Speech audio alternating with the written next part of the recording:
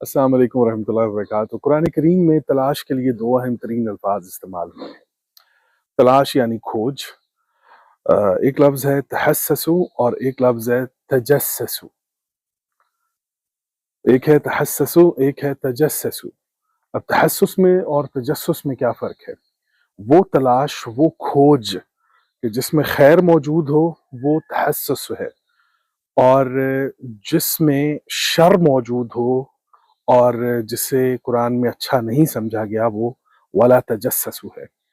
تو خیر والی تحسس جو ہے وہ سورہ یوسف آیت نمبر 87 میں آئی ہے، اور جو شر والی تجسس ہے وہ سورہ الحجرات آیت نمبر 12 میں آیا ہے یہ لفظ۔ تو تجسس کہتے ہیں کہ کسی کی اجازت کے بغیر اس کی زندگی میں مداخلت کرنا یا اس کے وہ راز جاننے کی کوشش کرنا جو اس کے ذاتی۔ السلام علیکم ورحمۃ اللہ وبرکاتہ۔